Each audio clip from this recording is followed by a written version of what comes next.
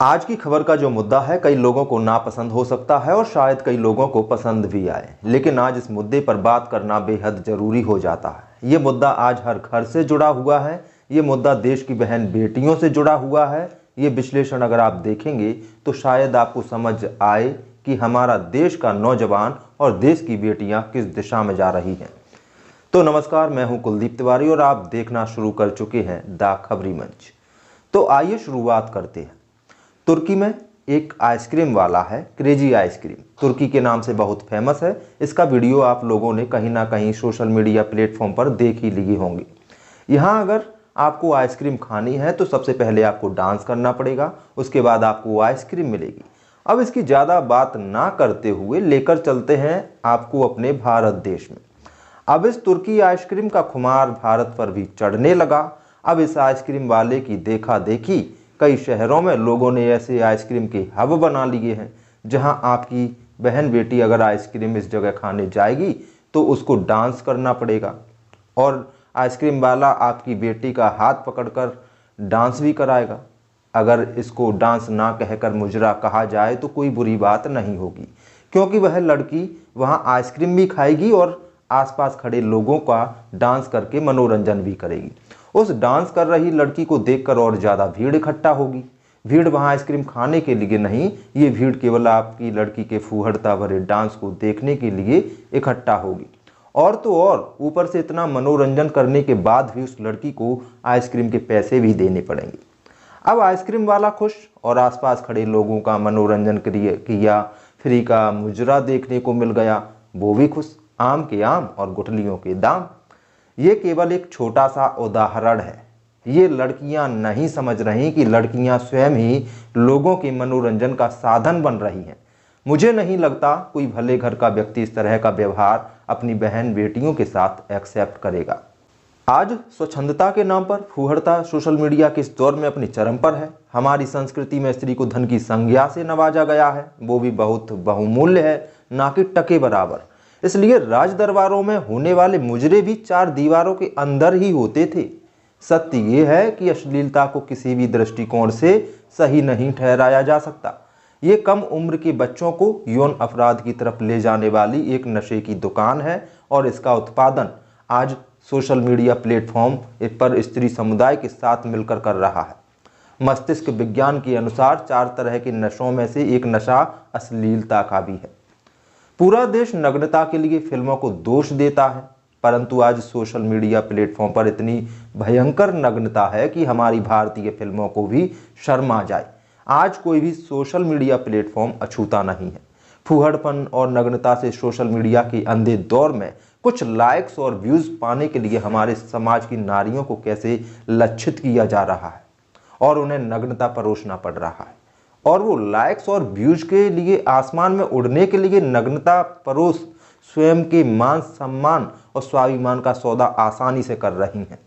जीवन का चरम सुख अब फॉलोवर्स पाने और कमेंट आने पर निर्भर हो गया है।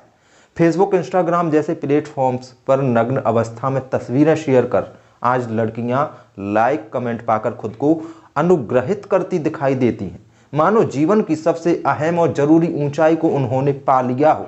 आज ये नग्नता का फूहड़ता और शरीर का उभार दिखाकर घर की इज्जत नीलाम करके आज पैसा तो कमा लेंगी, लेकिन जिस व्यक्ति से या जिस परिवार में इन लड़कियों की शादी होगी, क्या कोई भला परिवार इन्हें इस हालात में एक्सेप्ट करेगा? चलो किसी परिवार ने एक्सेप्ट कर भी लेता है तो क्या गारंटी है कि वह शादी कितने दिनों तक चलेगी? अगर उस लड़की से रील्स बनाने के लिए पति ने मना किया तो वह तलाक या मरने के जैसा कदम नहीं उठाई। ऐसे कई मामले सामने आ चुके हैं। आज रील्स का ऐसा नशा चढ़ा हुआ है, इनके शादी के बाद बच्चे हो गए तो वे उन बच्चों को छोड़कर पति से तलाक लेकर एक और नई खोज में निकल जाती हैं। उन्हें ना अपने घर से मतलब रहता है और ना उन्हें किसी भी तरह की जिम्मेदारियों का एहसास होता है। उन्हें केवल अपनी जिंदगी जीने से मतलब रहता है। पर यह बहुत ही गंभीरता से सोचने का विषय है। हमारे घरों के छोटे छोटे बच्चे किस दिशा में जा रहे हैं? माता पिता क्यों जानबूझकर अनदेखा कर रहे हैं? क्यों नहीं अपने बच्चों को टाइम और संस्कार देना चाहते? क्यों अपने हाथों अपने बच्चों को दलदल में धकेल रहे हैं? आजकल के माता पिता बहुत ज़्यादा मॉडर्न हैं और उन्हें नंगापन, बॉयफ्रेंड और मॉडर्न परिवेश बेहद आकर्षित करती हैं। ये आने वाली पीढ़ी और समाज के लिए घातक सिद्ध होने वाला है। टीनेजर लड़कियों की मन की स्थिति को अपने खास मकसद के मुताबिक ढाला जा रहा है। अब तो सोशल मीडिया प्लेटफॉर्म पर आभासी नग्नता के अड्डे बने हुए हैं। बल्कि रील्स और वीडियोस तो अब हर घर की टीनेजर्स बना ही रहे हैं। अब तो ऐसा महसूस होने लगा है कि वेश्यावृत्ति के अड्डे भी नए विकल्पों के साथ हवस परस्त मर्दों के लिए उपलब्ध हो गए हैं। सोशल मीडिया प्लेटफॉर्म पर आजकल जो फॉलोवर बढ़ाने के लिए जो नग्नता परोसी जा रही है, क्या उसमें परोसने वाले ही दोषी हैं? क्या उसको लाइक्स और शेयर करने वाले दोषी नहीं हैं? मेरे हिसाब से तो ज़्यादा दोषी वे हैं। अगर हम ऐसी पोस्ट या वीडियोस को लाइक और शेयर करना ही बंद कर दें तो क्या ये बंद नहीं हो सकता? आज सामाजिक विकार अपने सफ़र के सफलतम पड़ाव में, रोकथाम की कोई गुंजाइश नहीं है। अब तो प्रलय ही इसकी गति को रोक सकती है। सोशल मीडिया में रील्स पर नग्न और अश्लील नृत्य की नौटंकी करने वाली बेटियों से निवेदन है कि चंद कागज के टुकड़ों के लिए अपने परिवार और धर्म की इज्जत तार ना करो। पैसे आपको आज नृत्य के लिए नहीं, आपको नग्नता परोसने के लिए दिए जा रहे हैं, ताकि पूरे समाज को एक दिन रसातल में धकेल कर नीचा दिखाया जा सके।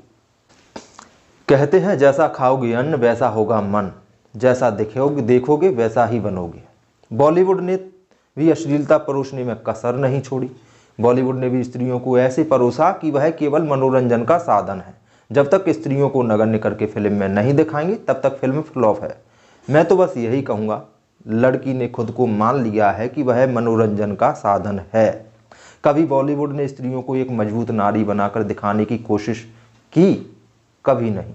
हमारे देश में ऐसी भी नारियां हुई जिन पर फिल्म बनाई जा सकती थी। एक नए समाज का निर्माण हो सकता था। रानी लक्ष्मीबाई, अहिल्याबाई, रजिया सुल्तान, रानी चेन्नम्मा जैसी न जाने कितनी ही महिलाओं ने इस देश के लिए अपना अहम योगदान दिया। क्या कहीं बॉलीवुड वालों ने इन्हें प्रमुखता दी? नहीं।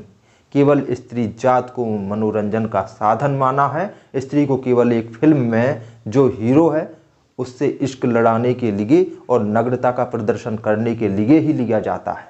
यह एक सच्चाई है। इस सच्चाई से आप और हम कब तक आधुनिकता के नाम पर मुंह मोड़ते रहेंगे, और आने वाले दिनों में इसके दुष्परिणाम भी हमको और आपको देखने को मिलेंगे। मैं तो बस यही कहूँगा, लड़कियों को पढ़ाओ लिखाओ, मगर उन्हें भारत की संस्कृति और उस परिवेश में ढालो जहाँ ये किसी के मनोरंजन का साधन ना बन पाए। आपके घर की बेटी किसी के मनोरंजन का साधन बने, क्या आप इसे स्वीकार करेंगे? आज के लिए बस इतना ही। इस विश्लेषण में हमने समाज में घट रही घटनाओं पर नज़र डाली है। यह विश्लेषण आपको अच्छा लगा हो तो आगे भी इस वीडियो को शेयर कर दीजिए, जिससे बच्चों के माता पिता और बच्चों को शायद कुछ समझ आ सके कि नारियां केवल मनोरंजन का साधन नहीं है, वह एक नारी है और नारी शक्ति है, वह देवी है।